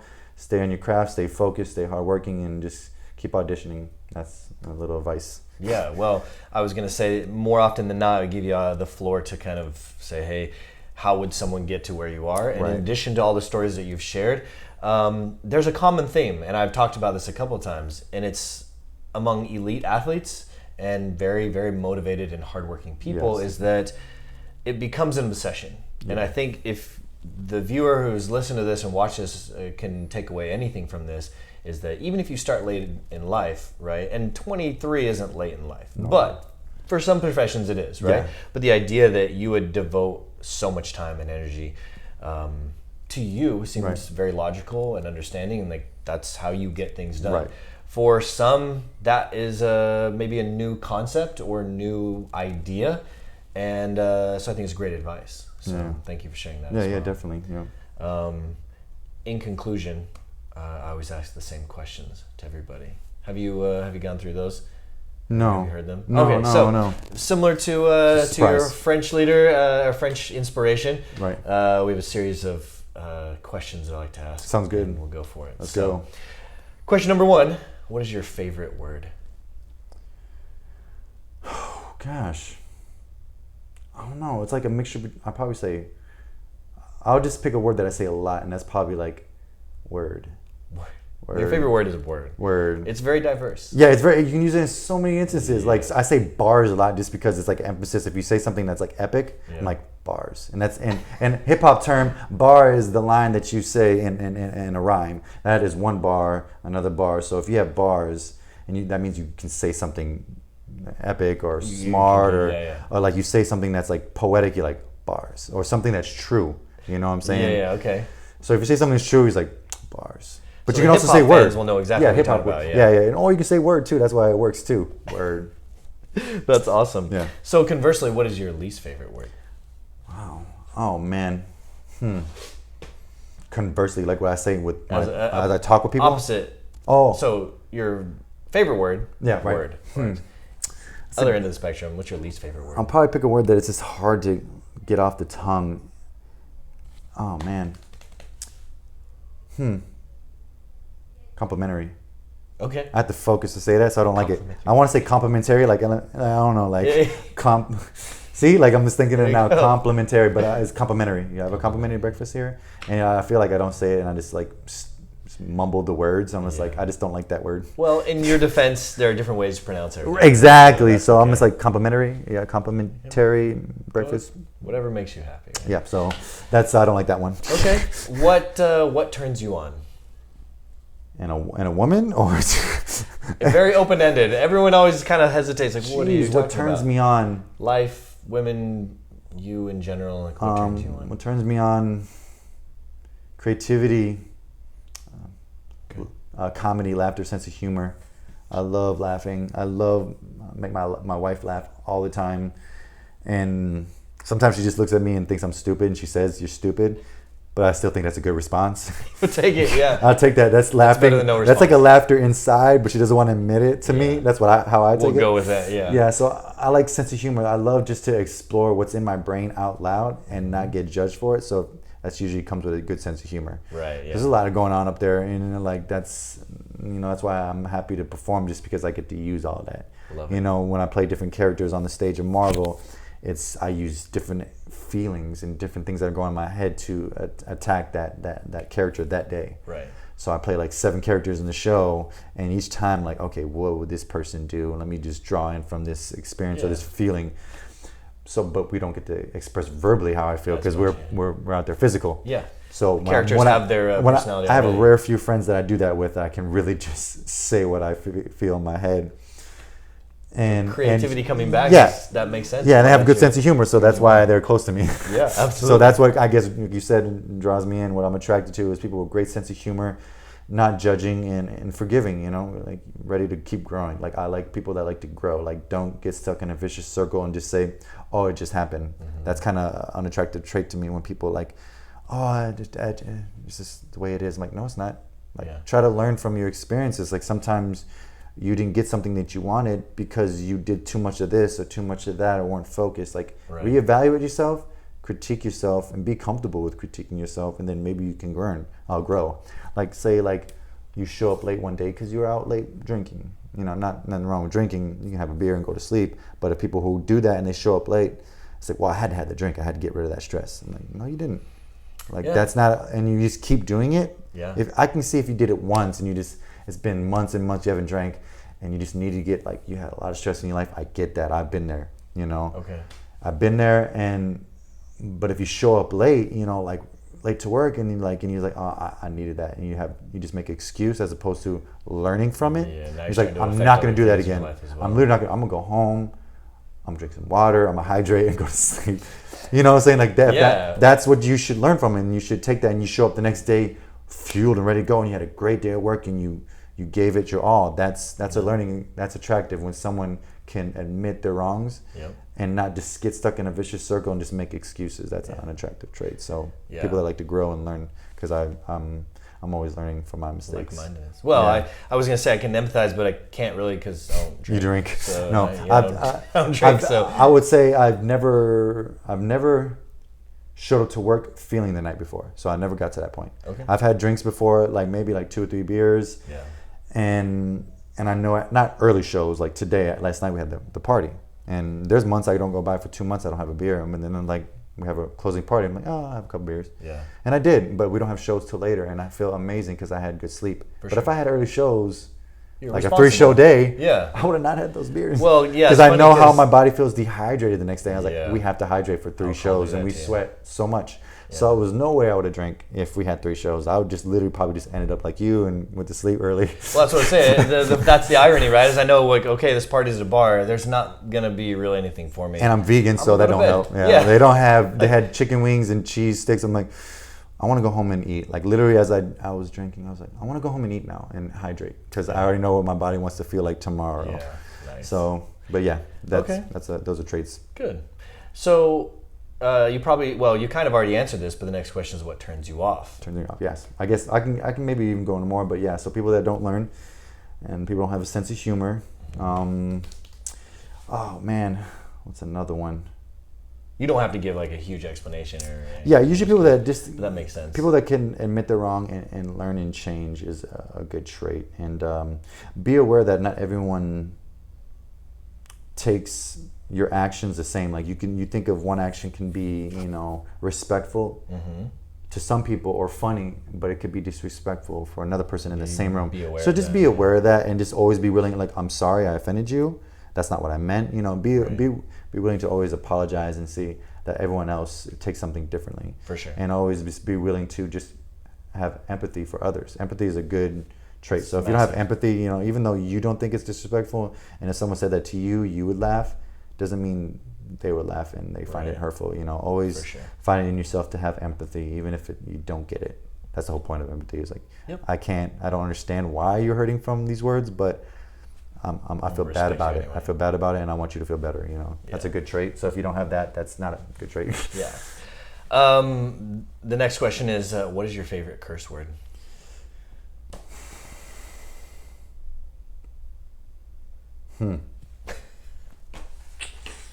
Dang. My mom hates this question. Really? A lot of mothers. Yeah. Hey, My man, mom cusses a lot, so she'd probably say the F word, F bomb. Is the F word your favorite curse word?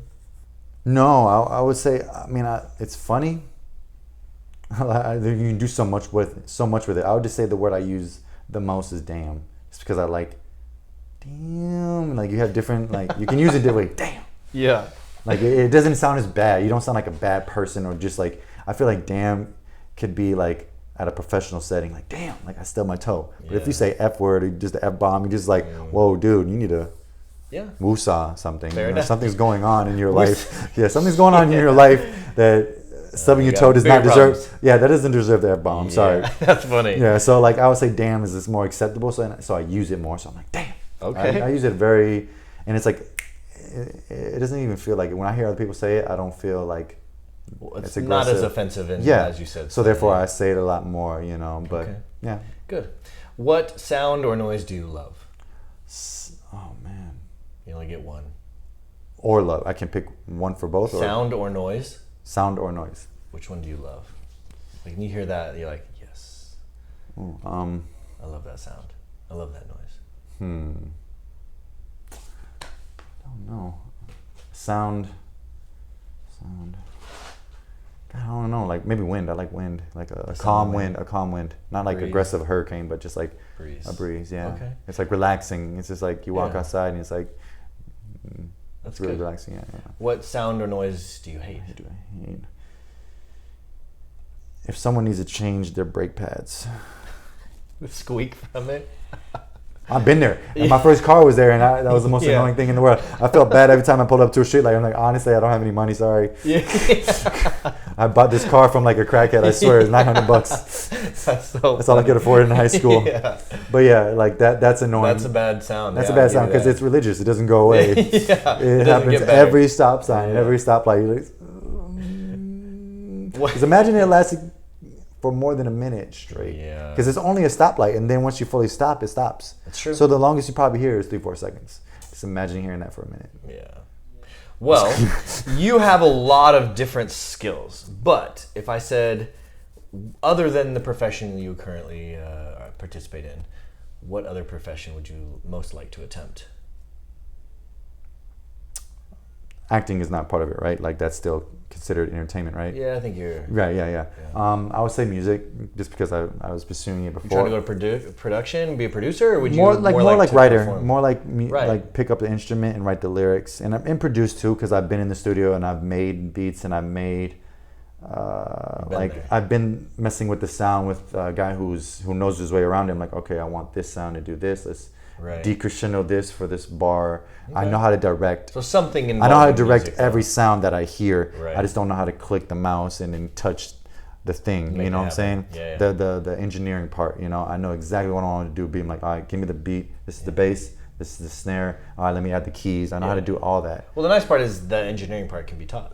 It can. So that's It can be taught. Yeah. And if you just mess around with it, I know my friend who taught himself. Yeah. And he literally just picked it up and he just started getting really good. Within like the first one was like, this is pretty bad. Yeah. I remember, no offense, Jesse Owens, he got really good. Yeah. He got really good. I'm like, yo, this should be on the radio good. Like, Yeah. and he just makes everything. Like he made like he would pick up. He has the whole drum set. Yeah. He has like the electric. So he'll record it himself. Yeah, he has a guitar. He'll play the guitar, Nice. and he'll make the beat, and then he would record the voice. You know what I'm saying? And Yeah. he would just make an album Okay. for funsies, and he would just go to like coffee shops.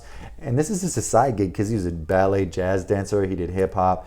He did a little bit of tumbling.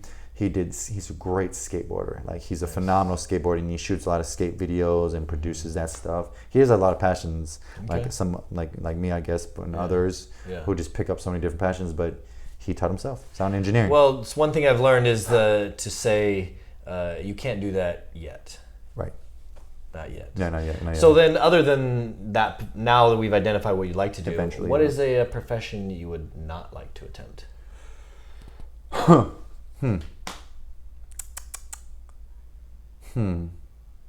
Any job you're like, nope, Never no again. amount of money could No. pay me to do that. Huh. I don't know. Like desperate times. Like I've been in situations where I've worked the worst jobs. Yeah. I've worked. Any of those that you wouldn't do again? No, like if I needed it, you know. Like there's things I don't So like. there's nothing you would do. Man, I've been through it, man. I've been in like water that smells like puke and getting out golf balls in 100 degrees sun in Florida.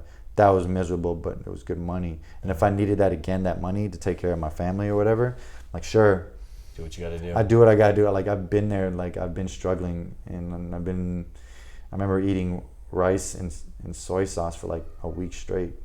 College. At college Yeah. and after college too.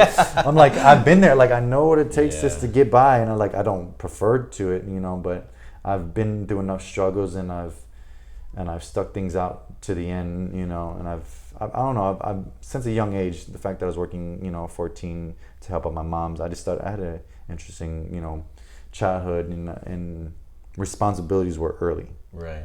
and they showed me worth of who to take care of and who's important in your life. Sure. So, you know, if you need money, you know, luckily I have a job that I enjoy, and I'm blessed to this day for like 9 years now of straight performing, but I'd gladly do any other job if I needed it. So I don't know, like Well, it sounds like it's you've hard- identified jobs that it's hard you to wouldn't pick. like to do again. There's probably one thing I would drive me the worst crazy, but I would still do it, is accounting. Ah. Because I remember it in college, and I was like, fall asleep every time I opened that book. Yeah. That was like my worst grade. It was like a B minus, almost a C plus. And I studied so hard. I studied that more in that book than any other one, just because every time, it's like, you ever read like 5 pages and you don't remember anything you Yep. just read? You got to go back and yeah. That was the most annoying thing about accounting, because I was like, this is not grabbing my focus. Yeah. And I was into math, but once I got to the math part, I understood a lot. But when it was like all this other stuff, it was just Yeah. like, people do this as a profession, man. And like, they love it. Yeah. and they do it for 25 years. Like my godfather's wife still does it. She's Yeah. been doing it for 20 something years, and it's good money. Yeah. Every business needs an accountant. You got to. Every it has business, to be done. it has to be done. You know, so like I would hate that. I could do it, but I would hate it. Okay.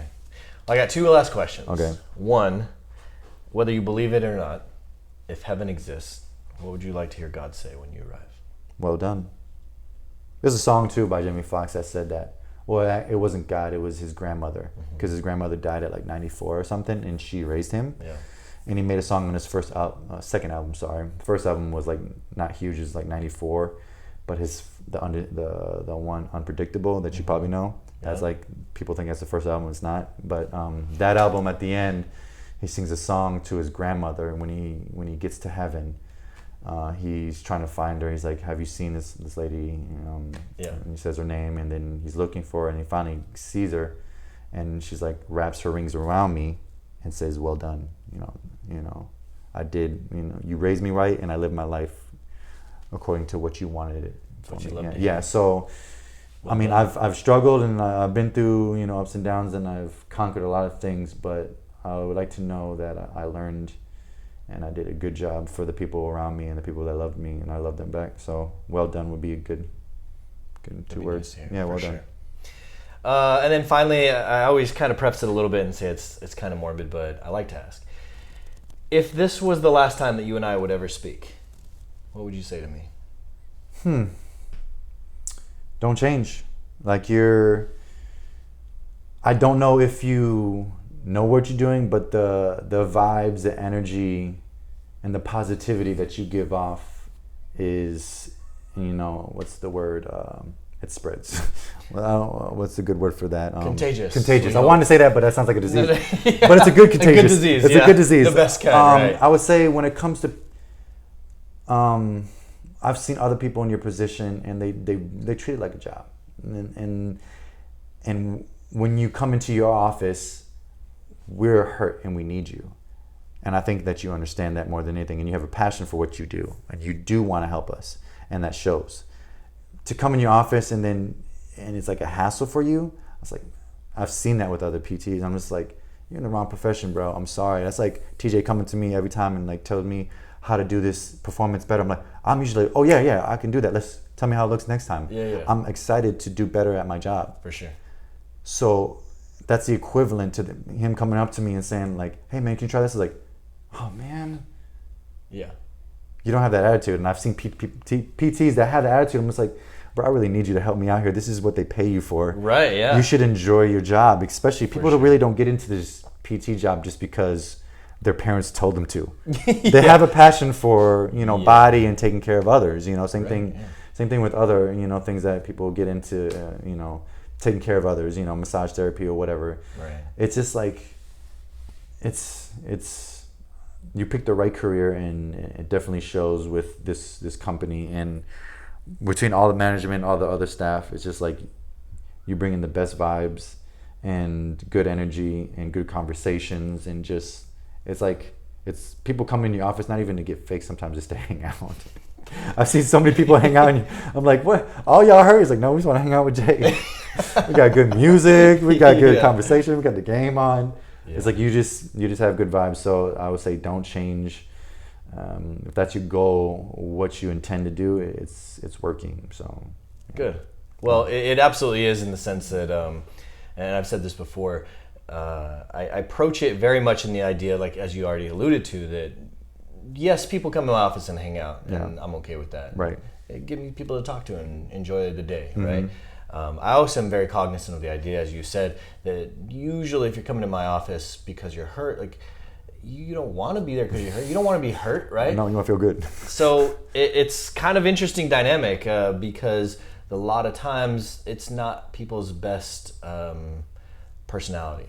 And they don't come in with the best attitude because you're in pain. Yeah, and I get that, right? So like, fix me urgently. Let's go. Yeah, for sure. So I appreciate you saying that. Thank you. Yeah. And in full disclosure, it's people like you that make my job that much easier. Sweet. And much more enjoyable. It's not often I see you without a smile on your face. That's good. I mean, like, I'm going through a lot of stress in my life, and that's good that I give that out. Yeah, absolutely. Like, I'm trying my best. I'm going through a lot of stuff at home, and it's like I try not to let it get me. Luckily, I have a good job, and there's good people around me, but it's just like there's a lot going on. I'm pretty sure with other people too.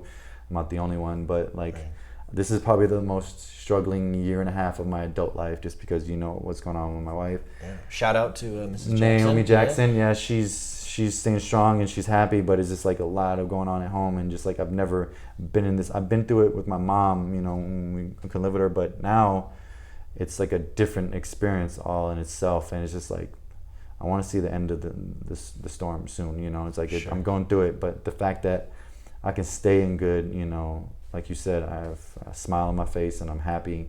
That's good, because I'm inside. I'm like this. I'm struggling, so yeah. I got a good. I don't know if it's my faith or my family or whatever. It's working. I would say it's probably both. Both, yeah. So that's good. I'm happy I give that off, because I don't want to be like turning into an a-hole or a douchebag. No, yeah. I'm trying. I have my moments. Forgive me. Yeah, everybody does. Yep.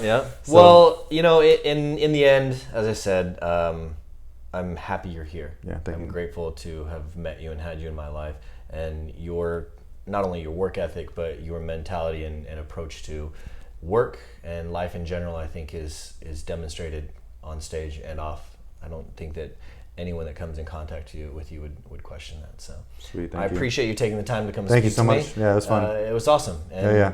You probably have inspired millions already, and maybe this will help touch a few more. Sweet. So, cool. Thank you so Thanks much. Again. Appreciate it. All right. Appreciate All it. right. Cool. Thanks, guys. Thank you.